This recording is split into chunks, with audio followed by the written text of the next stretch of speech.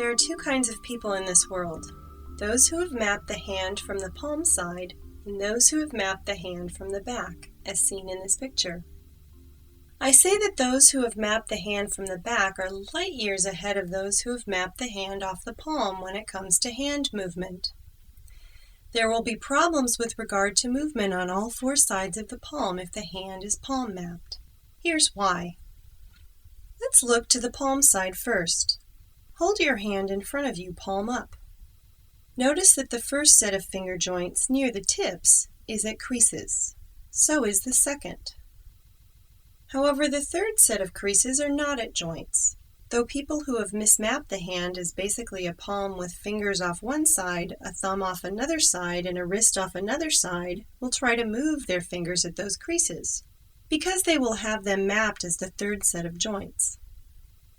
This causes hand tension and a narrowing of the back of the hand, which you can learn to recognize as indicative of this mismapping. If you turn your hand over so that you can see it from the back, you will be able to locate the actual third set of joints and find where they lie in the palm. You'll see the joints lie quite far into the palm at the major crease in the palm closest to the fingers. You have begun to explode the myth of the rigid palm. Now look to the thumb side of the palm. Notice that it looks like a two-joint thumb comes off that side of the palm, more or less the way three-joint fingers appear to do.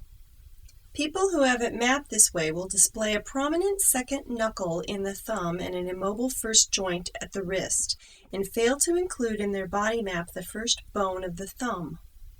So the reality is that the thumb has three joints. People without three joints mapped will never move the thumb from that first joint because moving folds the palm and their map doesn't permit that folding. Indeed, many of these people have the palm mapped as one flat bone like a shoulder blade. In that case, of course, the palm couldn't fold. This mismapping is especially unfortunate for clarinet and oboe players. They try to support their instruments on two-joint thumbs and they are inevitably in pain. Now let's move to a third side, the wrist side. To these palm-mapped people, the wrist is merely the crease at the bottom of the palm. They always display a hingy kind of movement at the wrist. If you do as you did before, turning your hand to the back, you will be able to find the joints where the hand bones meet the wrist bones. If you again explore where these joints lie in the palm, turning your hand back and forth, you will find that the joints where the fingers meet the wrist are about as far into the palm in this direction as the third set of finger joints were on the opposite side of the palm. Exploding again the myth of the rigid palm, we regain discernible movement at the joints of the hand in spreading the hand as in coming to an octave at the piano.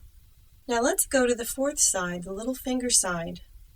Here we find the expectation that the palm will stay more or less flat as the little finger moves, and this causes a serious loss of flexibility in the hand. The best remedy for this is to make a fist and watch how the little finger bone closest to the wrist moves quite significantly in relation to the ring finger bone next to it. This is a movement it will make many times a day if the hand is correctly mapped. Let's now turn our attention back to the thumb. It is by nature opposable, or as some teachers of young children prefer to call it, finger facing. Some teachers illustrate this to young children by putting little smiley faces on the pads of each finger and on the pad of the thumb, and then bringing the thumb to the fingers saying, hello, hello, hello, hello. This lets the little children understand that the thumb comes as easily opposite the little finger as it does opposite the index finger.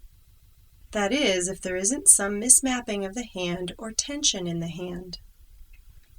If you try this yourself and you find moving opposite the little finger is harder than moving opposite the index finger, see if you can figure out why. Are you trying to move from the second joint of the thumb instead of from its joint at the wrist? Are the other joints stiffened in some way? Is there some chronic ulnar deviation in evidence? Is there some compression of the wrist interfering? Is there some failure to let the little finger hand bone move toward the thumb as the thumb moves toward the little finger? Is your wrist mapped as flat rather than curved?